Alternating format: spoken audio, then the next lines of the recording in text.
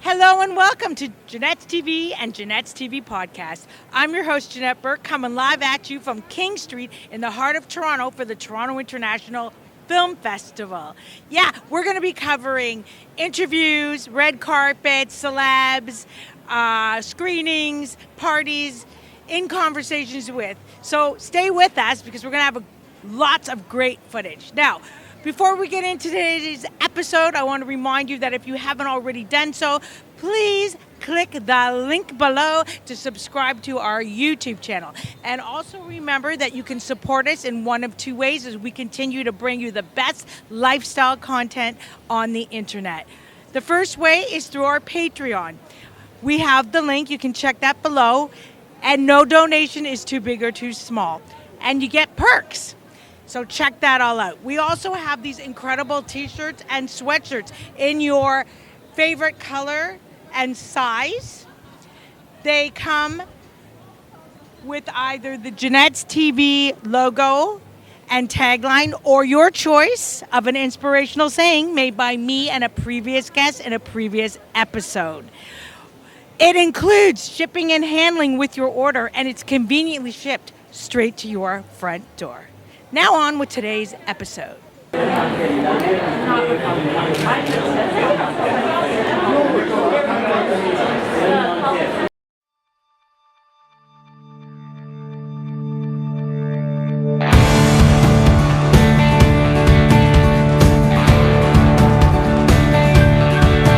Hold your head up, lift the top of your mind, put your eyes on the earth, lift your heart to your own home planet. And it's my great pleasure to welcome you to the world premiere of Madison Thomas's Buffy Sainte-Marie, Carry It On.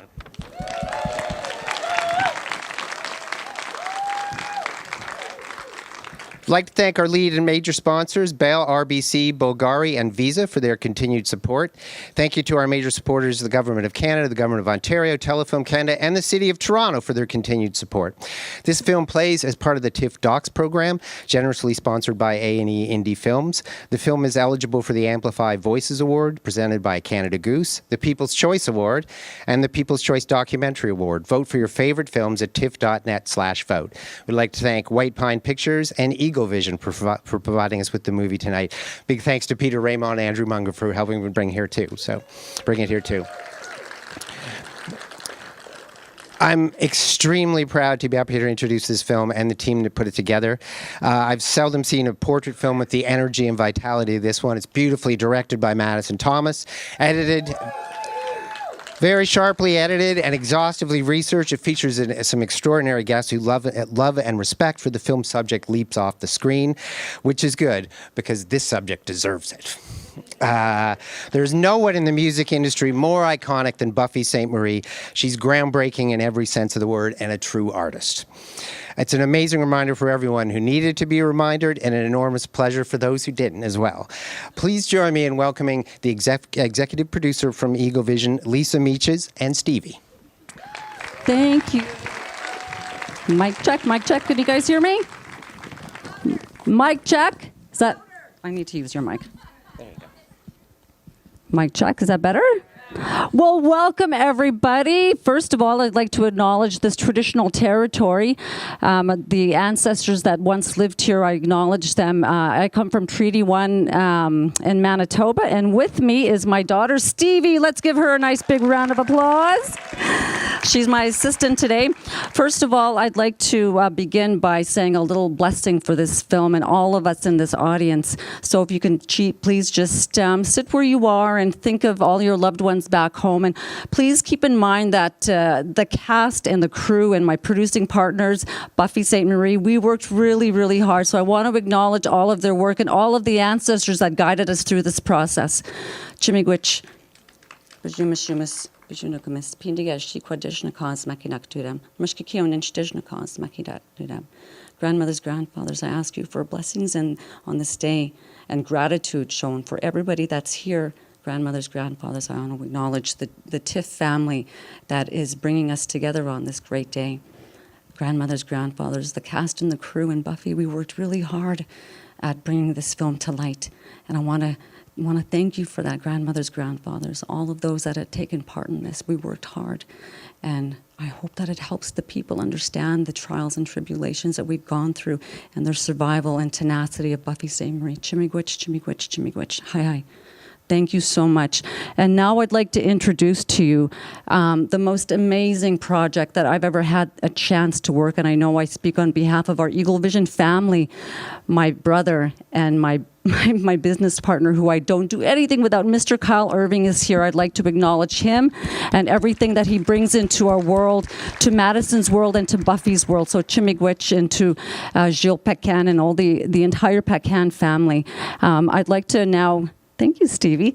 Acknowledge Telefilm Canada, Marinez Lenton, Ontario Creates, Aaron Creasy, Canadian Media Fund, my sister Val, Rogers Documentary Fund, my other sister Robin Mirsky, Bell Media, Tina Oplosis. Sorry, Tina. I'm so sorry. And Carlin Klubeck. APTN is here. PBS, Joe Skinner. Vision Maker Media. Ray Halbrighter. Randy Lennox. And Manitoba Film and Music, as well as Gilles Pecan and Buffy's entire team at Pecan Entertainment. You won't be disappointed tonight. You will cry, you will laugh, you will sing with us. And I promise you, it's going to be a great adventure. So let's carry it on. Stick around. We'll be back with some very special guests. If you could, please welcome the director of the film, Madison Thomas, and the star, Buffy Sainte-Marie.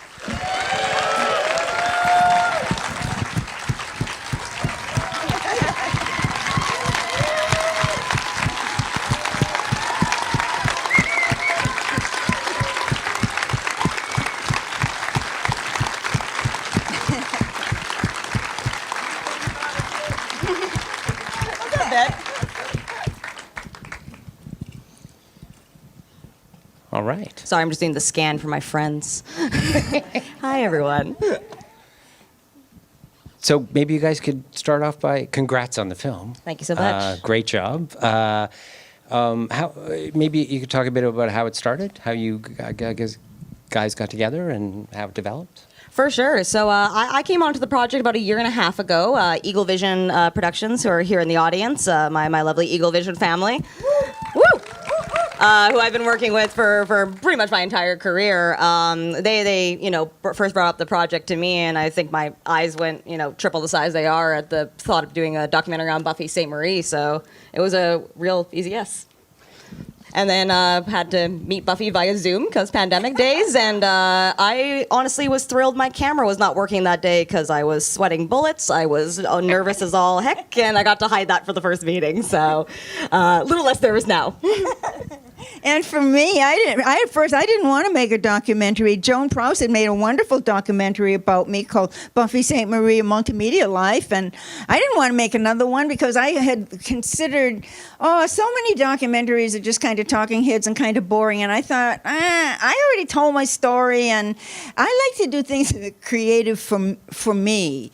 So, and then my manager, Gilles Pecan, told me that White Pine were interested. So I met with Andrew Munger, and it was very nice. We had a lovely conversation, and I thought about it. But I explained to him that I was interested in spending my own life doing creative things. So if I were going to be a part of it, I wanted to be kind of a real part of it. I knew I had lots of pictures, lots of stories that hadn't been told and stuff.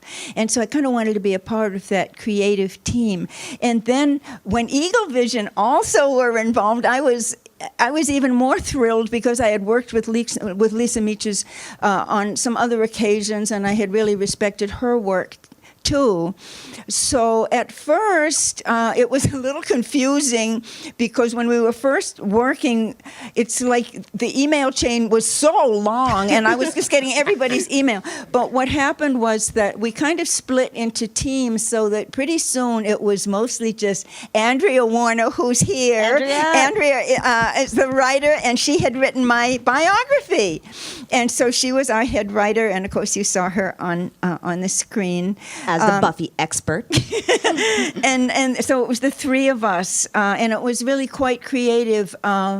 we'd get together maybe once a week or sometimes every 3 weeks. So you know how it was with COVID. And it was really a lovely experience, and I'm so glad that there are so many people who worked on the film who are here tonight, because I got an awful lot of thank yous to say. It was a learning experience for me. I learned so much from Madison and Andrea, and then when Steve Panicia and Brian, he brought his team to Hawaii to film. I tell you, there's really a lot to filmmaking that I had no idea how all these really accomplished people working together, how to really pull it together. But we had an incredible director. I'm so proud of you, Madison. I am. I had seen your work before. And I really like what you did with my story. I'm so proud and grateful to everybody who participated in it. I had worked with Chris Burke on many, many albums, and Kevin Schock from White Pine was also involved in the music. And, when you write a song, you write a song. And then sometimes it takes other people to really shine it up and make it as wonderful as it turns out. So it was a team effort, and I'm so grateful to have been involved. Cool. Yeah, I do want to. One of the great things about the documentary is that it really balances the music with the personal story as well, and tells it through that. I mean, often when there's films about musicians, they don't put the music front and center, which I thought was amazing. It was great to see. Oh, thank you so much. And that was definitely like a creative choice from the get-go. I don't think the soundbite ended up in the final documentary, but one that always stuck out to me, Buffy, was that you always want to put your songs to work. Yeah. So to me, the work's been done. So why not showcase it? We don't need to rehash it. The message and the stories are in the songs. So utilizing that as part of a storytelling was definitely key from the beginning. It was interesting to me, too, because I'm kind of a one-man band. I started as just a solo singer-songwriter, with an instrument. And, if I had made a movie about myself, it would have been one thing. But watching... this is the first time I saw the whole thing all together, although I had seen parts in different versions. And just seeing the things that Madison made happen, I never would have thought of those things. The way she juxtaposed things, the things she included. And I want to thank our reenactment actresses, the three girls who played me in a younger time in my life. I thought you did a wonderful job in recreating that. I mean, you just... you're a real talent. Aw, me glad, Buffy. And I just wanted to give a shout out to Ayanna Hart, who's in the audience, who played 20-year-old Buffy. Ayanna, wave, don't be shy. Yeah, give us a wave. There she is. She's hiding. She's somewhere over there. Do we can take questions for the audience if you guys want to jump. Ben, go for it. Ben, go. He's from Winnipeg. Yeah, we love you, first of all, Madison and Buff. Murray. So this is the first time I know this story, so this is really, really amazing. I didn't know you were working on this, so I'm super excited. Surprise, Ben. Surprise, yes. First of all, how long did it take you to, research-wise, and did you have a team helping you with that, or was that all you? And will you come to my class and teach?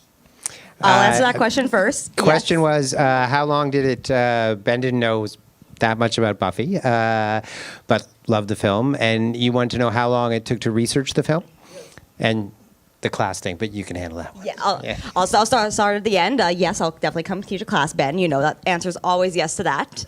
I've been involved for about a year and a half, but I believe Jessica Wise, our head researcher, wave Jessica. You did a wonderful job. She had 60 years. Yes, you did. 60 years worth of archives to drive through. I don't know quite how you did it, but I'm very thankful. I believe that work was getting started even before I came on board. So long time, 3 years. Next, anyone? Actually, I do want to follow up on the. You had a treasure trove of stuff too, Buffy. How did you sort of filter through it? How did I go through all my stuff? Yeah. Oh boy, I tell you, every few days I'd get a call and they said, "Oh, See this picture here? Do you have a high-res version of it? Because I had sent tons of pictures. And when White Pine came to my house in Hawaii, too, we kind of ran out of time, and I had thousands of pictures. And Steve was running around, rephotographing things from my scrapbook, at least so that we'd have references. And then I'd get a request for this picture or that picture. Oh, I'd be going through all of these. I mean, I just have so many binders of songs, also of photos, but I don't have them like alphabetical or anything. So they're not organized like your songbooks are. No, they're not. And so I'd have to go hunting for this gosh darn picture, which was taken in Paris in 1960 something or other. And I knew I saw it somewhere, and then I would rescan it high res, and then I'd run into moire patterns, right? And you digital artists, you know what that is. So White Pine helped with that.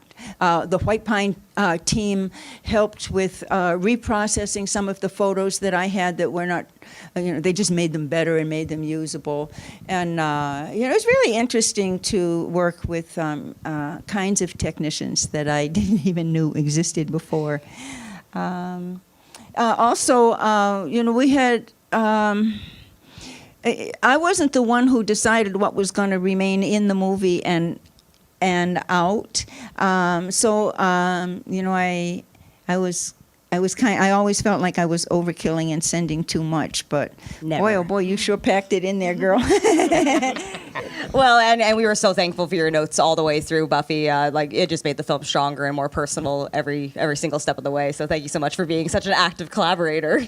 I know you're a busy lady, so thank you. I think we all really need to thank all of the people like George Stromanopoulos, Absolutely. and Taj Mahal, and Joni, and Jackson Browne, and all the people who showed up for this movie. It's sure nice for me, and it's just really good to see all those strong people still in this world and caring about the music and each other, and you don't hear a lot about that. Absolutely. And well, I will say also, Buffy, one response we got constantly from people was, because it was during the pandemic, we were doing a majority of these interviews, and usually the response was, I'm not doing interviews right now, or I don't do interviews anymore at all, in the case of Joni Mitchell, but for Buffy, I'll do it. And that was the answer we always got. I have to tell you guys something, because this is Toronto. 2 nights ago, in the middle of the night, I got bad jet lag. I live 5,000 miles away. So I was up all night, and my purse started ringing at me, and he said, oh, it's my phone, and I took it out. Joni Mitchell. I had visited Joni a couple years ago. She was in a wheelchair, and she was, I would say, maybe 60%. And I love Joni dearly. Although we hardly know each other. We've only we only met each other a few times, but we've always had a mutual respect. And she sounds so great. She didn't know that I was in Toronto when she was calling. She thought I was probably in Hawaii. And when I told her I was in Toronto, she asked me to say a special hello to you guys. And I just want you all to know that she is back. Brandy Carlisle set it up so that Joni played at the Newport Folk Festival a few weeks ago. And Joni sounds wonderful. She really sounds like anybody else. She doesn't sound like she had ever had a stroke or anything. So I'm really glad to report that. And she loves Madison's movie. She went on and on and on. We talked about 45 minutes, and it was mostly about Madison's movie. So I thought you'd like to know that. I do. Thank you. It was, I mean, when you got, there were the people who commented on Buffy's music were like, it's just a great crew. How did you guys put that together? A mixture, producers reaching out, using their connections. But like I said, the doors just seemed to open when Buffy's name got mentioned. Like, I know you don't necessarily think of yourself in that regard, but you are a very special human being in so many ways, and people are just willing to move mountains for you, and it's so well deserved. Now, what do I know? I live with a bunch of goats.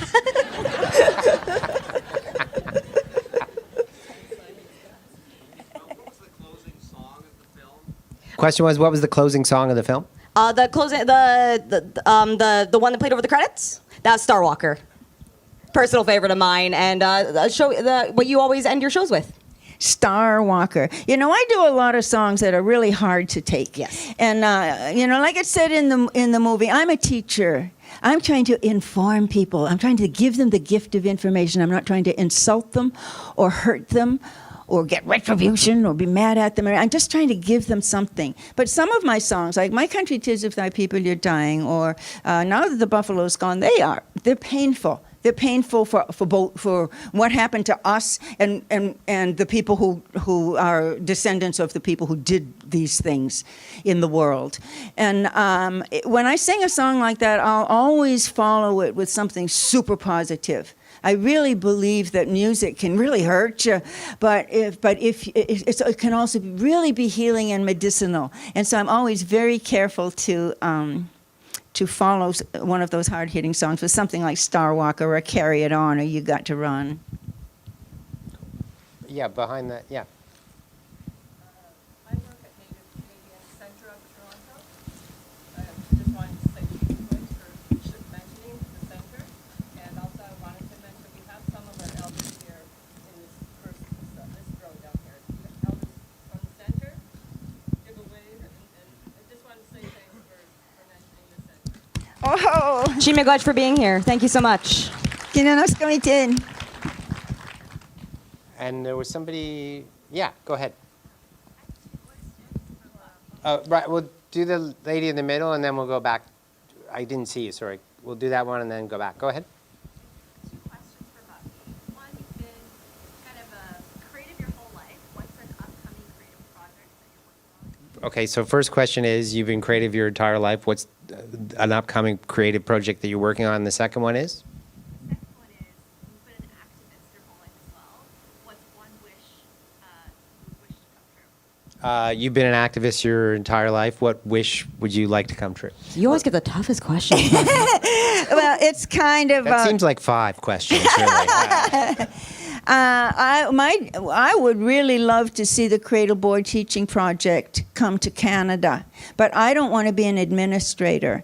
I would love to find educators who would like to take on the Cradle Boy Teaching Project because I got the lesson plans, I got the quizzes, I got geography going on, I got government going on, we've got science through Aboriginal eyes going on, so I'd love to see that happen. And sorry to interrupt, Buffy, but that's all that the Cradle Board. It's all to educational standards, correct? Oh yes, we started it in the U.S. because our first funding came from the wonderful W.K. Kellogg Foundation, and we were required to serve U.S. children first. But I wound up with at least a third of the curriculum being a Canadian content as well. But we never, although we were in 18 states, and we stretched a 3-year grant to about 12 years from other funding and hard work. We closed when the Bush administration came in and wanted to privatize philanthropy, and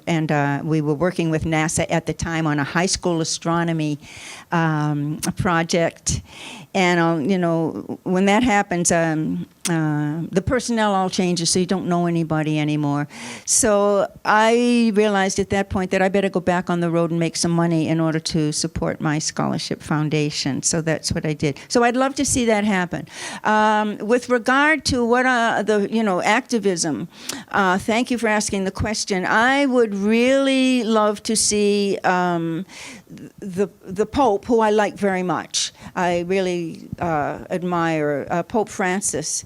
And I would love to see him, since he's a lot of Indigenous people are yelling at the Catholic Church, do away with the doctrine of discovery.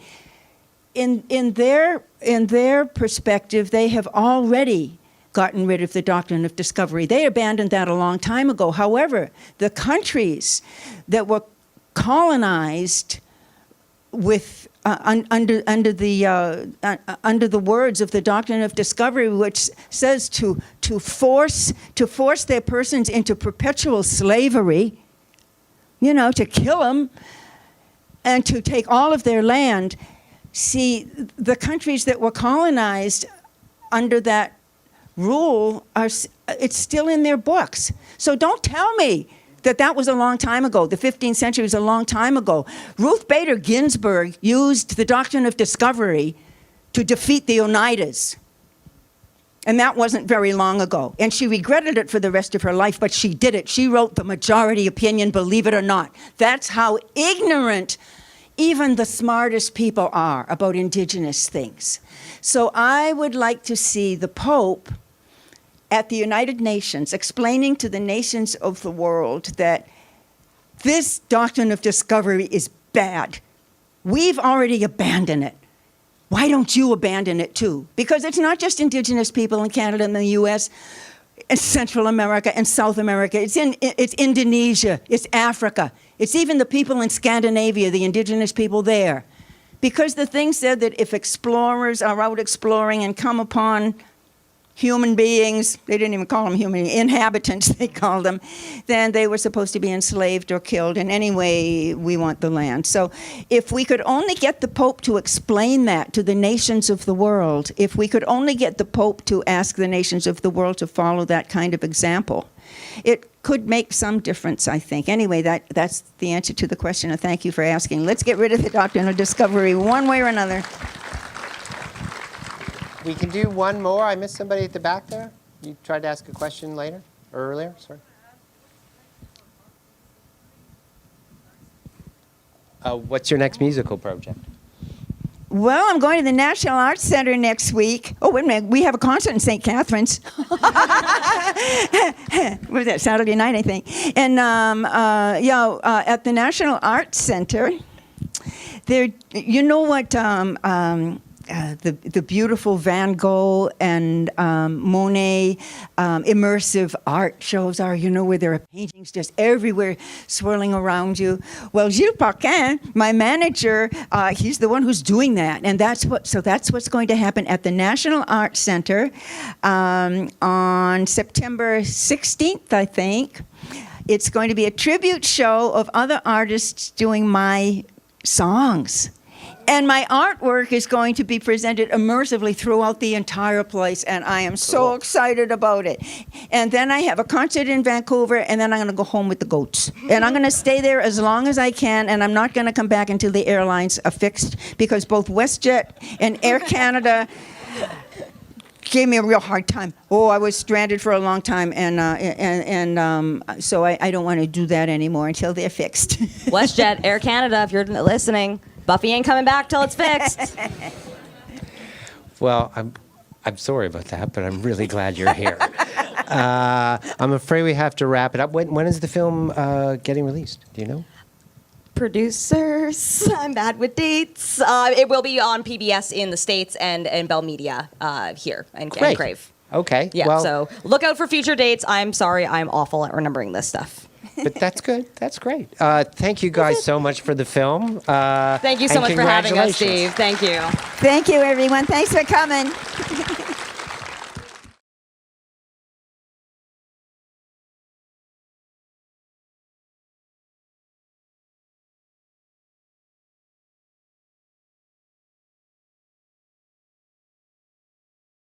Thanks for being with us today on Janette's TV and Podcast.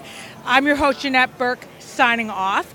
Please remember to like, comment, and share all our posts with your family and friends. You will find us everywhere on the TV or video side, LinkedIn, Vimeo, YouTube, Facebook, Instagram, and the list goes on. On the audio or podcast side, you will find us on iHeartRadio, Apple, Buzzsprout, BuzzFeed, and that list goes on. For a complete list of where to watch and listen to us, please check the link below. And until next time, continue to be fabulous.